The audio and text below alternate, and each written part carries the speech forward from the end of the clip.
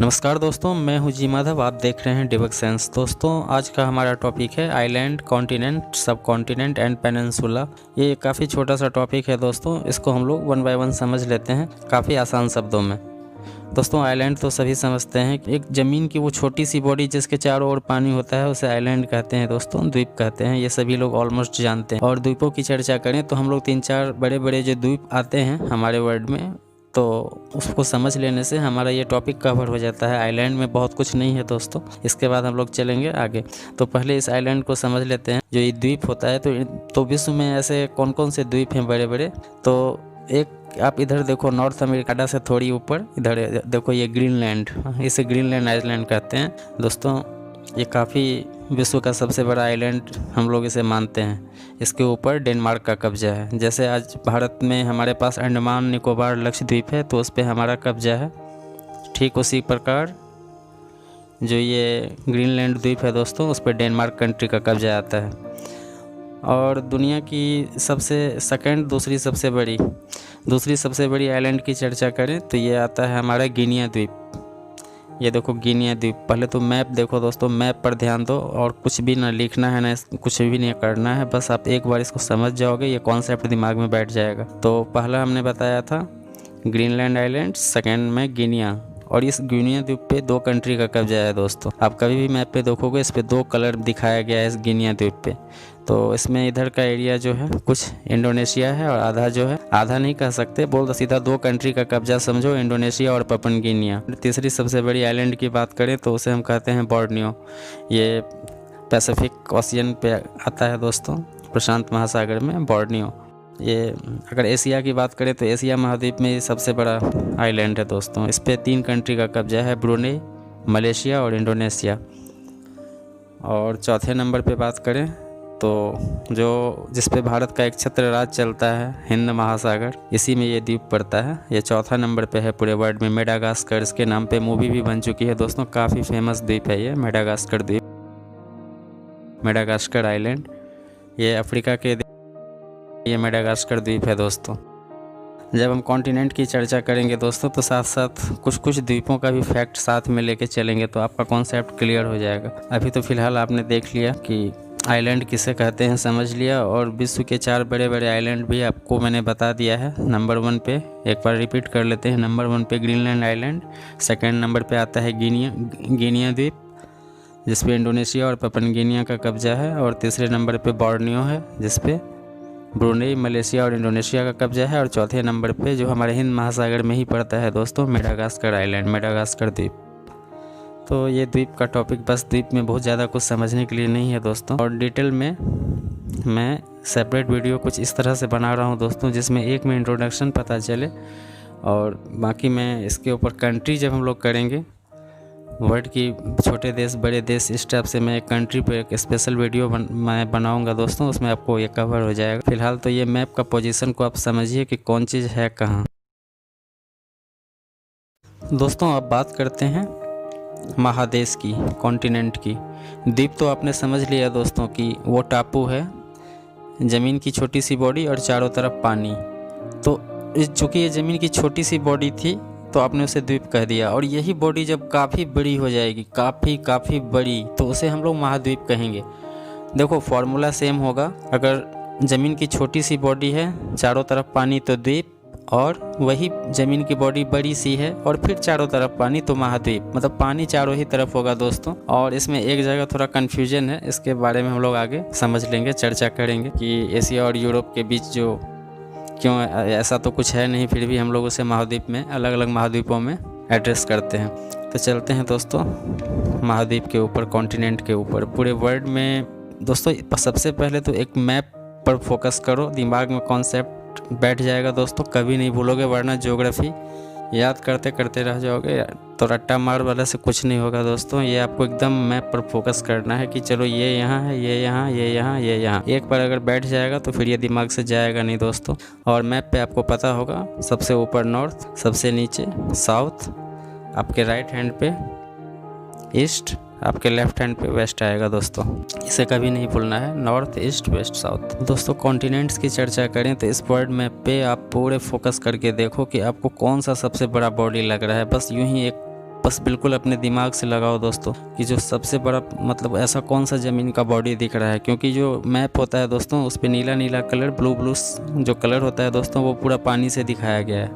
Almost 70.8% धरती पे पूरा पानी पानी है। तो आपको जो ज़मीन दिख रहा है वो कौन सा ऐसा बॉडी दिख रहा है सबसे बड़ा बॉडी, तो यही कॉन्टिनेंट्स को समझना है दोस्तों। तो सबसे बड़ा बॉडी कहलाता है ये, जिसे हम एशिया कहते हैं दोस्तों, और इसे सभ्यता का पालना भी कहा जाता है। और सेकंड नंबर पे दोस्तों आता है ठीक इसके नीचे एशिया के ठीक नीचे अफ्रीका है। एकदम बिल्कुल दिमाग में बैठाते जाना दोस्तों, एशिया के ठीक नीचे अफ्रीका दोस्तों, इसे मानव जाति का पालना कहते हैं। एशिया को तो सभ्यता का पालना कहते हैं, लेकिन अफ्रीका को मानव जाति का पालना कहते हैं, क्योंकि धरती पे मानव सबसे पहले यहीं आए थे दोस्तों। लेकिन सभ्य मानव नहीं थे वो, सभ्य मानव पहले एशिया में आए थे। और इस तरह से आप देखिए दोस्तों, एशिया के ठीक नीचे अफ्रीका, फिर आप आ जाओ समुंदर के सिर्फ इस पार आ जाओ पश्चिम में, ठीक ऊपर और नीचे ये दो पार्ट में एक बड़ा बड़ा आपको बॉडी दिख रही होगी ज़मीन की। तो ये ऊपर वाला हो गया नॉर्थ अमेरिका, जो तीसरे नंबर पे आ जाता है, और ये इसके ठीक नीचे चौथे नंबर पे आ जाएगा साउथ अमेरिका। दोस्तों अमेरिका दो पार्ट में है, north America, south America. North south लिए दोस्तों क्योंकि ये जो दोनों बॉडी है, जो ऊपर वाली बॉडी है वो नॉर्थ में है, ऊपर उत्तर है दोस्तों मैप पर, तो ये उत्तरी अमेरिका इसको बोलेंगे। जो दक्षिण का भाग है उसे दक्षिणी अमेरिका बोलेंगे। इस तरह से देख लो, एशिया 1 नंबर पे, अफ्रीका 2 नंबर पे, नॉर्थ अमेरिका 3 नंबर पे, 4 नंबर पे साउथ अमेरिका, 5वें नंबर पे हो जाएगा दोस्तों अंटार्कटिका। अंटार्कटिका दोस्तों आप लोग सभी कोई जानते हो, इस पर कोई रहता नहीं है, ना ही इस पे किसी भी देश का कब्जा है दोस्तों। ये एक स्वतंत्र महाद्वीप के रूप में है, यहाँ सभी देश अपने अपने रिसर्च के लिए काम करती है दोस्तों। 5वां पे आ गया हमारा अंटार्कटिका। 6ठे नंबर पे आ जाता है दोस्तों यूरोप, ठीक हमारे एशिया के बगल में। अब देखो एशिया के इधर लेफ्ट पे पूरे ये जो छोटे काफ़ी देश नज़र आएंगे उसमें दोस्तों मैप पे, जब आप जूम करके देखोगे। इसका तो पहचान करना और भी आसान है। यूरोप को एशिया से लगा हुआ है दोस्तों, और काफ़ी डेवलप्ड कंट्री है दोस्तों इसके अंदर, यूरोप के अंदर। ये यूरोप हो गया दोस्तों 6ठे नंबर पे।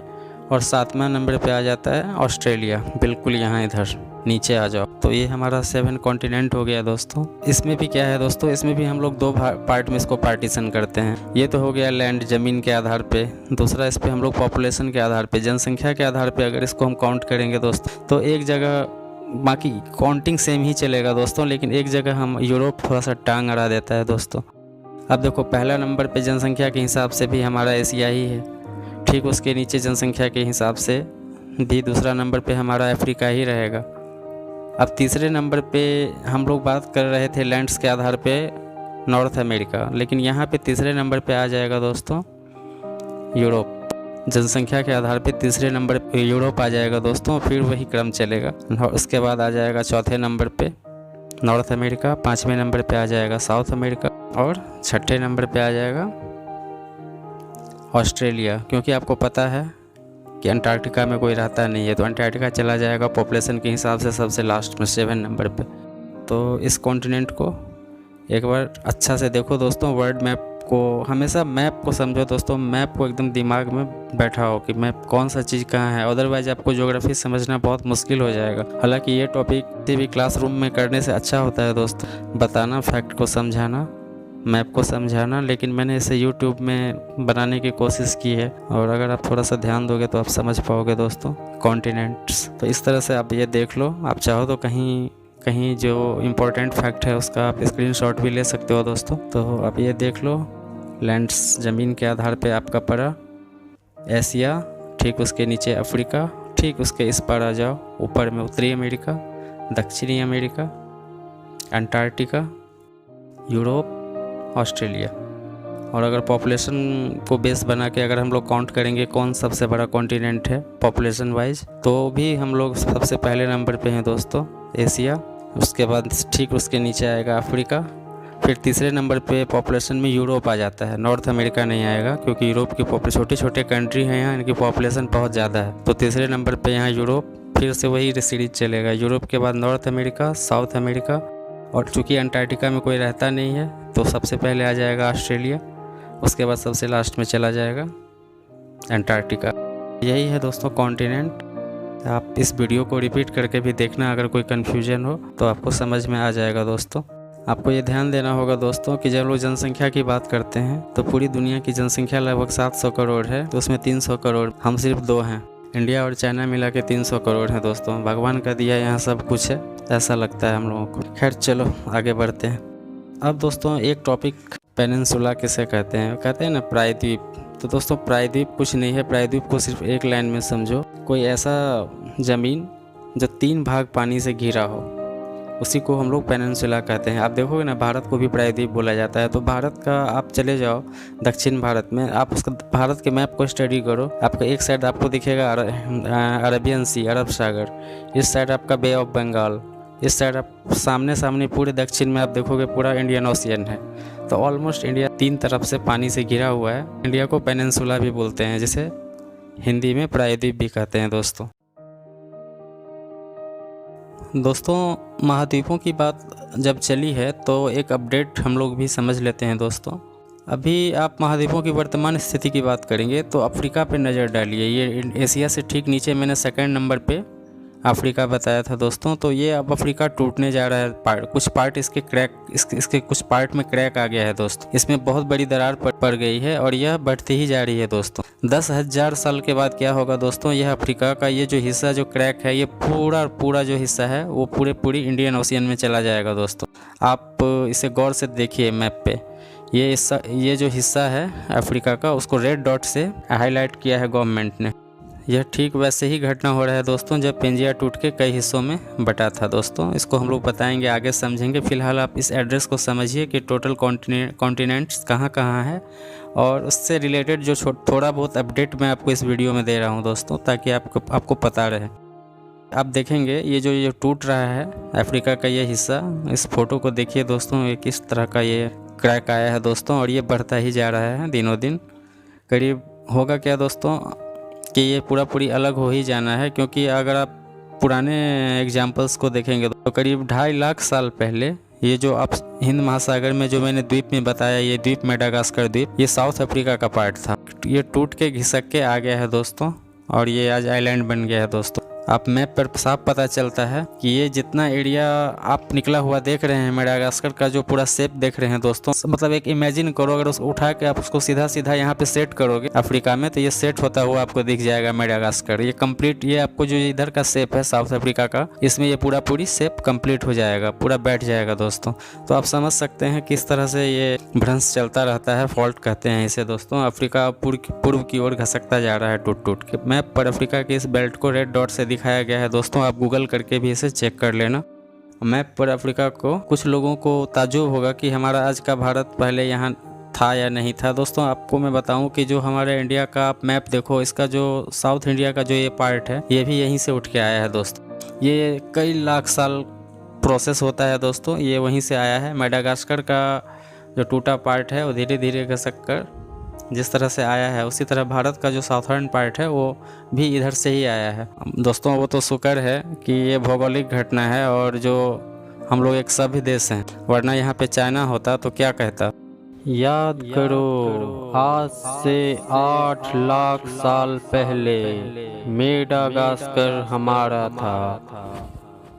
कुल मिलाकर ये टूटा हुआ भाग काल क्रम में अलग हो जाएगा और हिंद महासागर में लाखों साल के बाद आपको एक और भी बड़ा द्वीप देखने को मिलेगा दोस्तों, जिसका नींव आज पड़ चुका है दोस्तों। एक टॉपिक और भी कवर कर लेते हैं सब कॉन्टिनेंट की। भारत को आप देखेंगे, बहुत लोग कहते हैं कि उपमहाद्वीप, भारतीय उपमहाद्वीप। अमेरिका में अमेरिकी राष्ट्रपति डोनाल्ड ट्रंप साहब काफ़ी कहते हैं कि भारतीय उपमहाद्वीप में ये लड़ाई, भारतीय उपमहाद्वीप में वो लड़ाई। उपमहाद्वीप मीन्स सब कॉन्टिनेंट।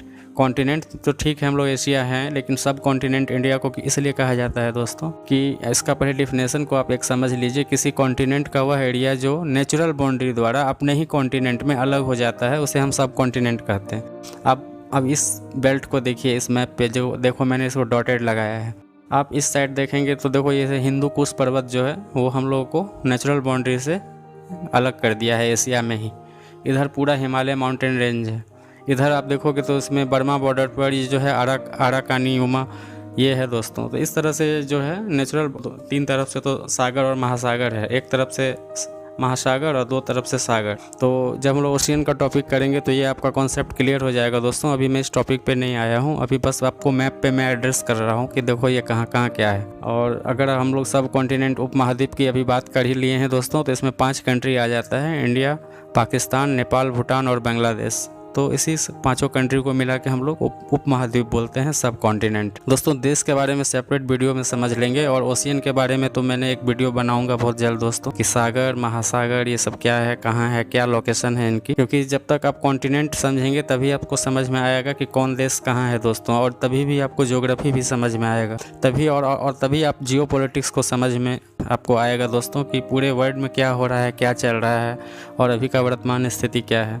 आज हम लोगों ने दोस्तों द्वीप, महाद्वीप, उपमहाद्वीप होता क्या है और इसको कैसे वर्ल्ड मैप पे हम लोग एड्रेस करते हैं, ये एक समझ लिया है दोस्तों। तो इस तरह से हम लोग, और अब याद करने की ये चीज़ नहीं है। अगर आपको यह वीडियो नहीं समझ में आ रहा है दोस्तों, तो कभी शांति मन से इसको पूरा देखो, रिपीट करके देखो। एक बार ये सेट कर गया, आप 10 लोगों को, 1000 लोगों को, लाखों लोगों को बता सकते हो, इसमें कुछ भी नहीं है। आप एक बार इस पर फोकस करो दोस्तों।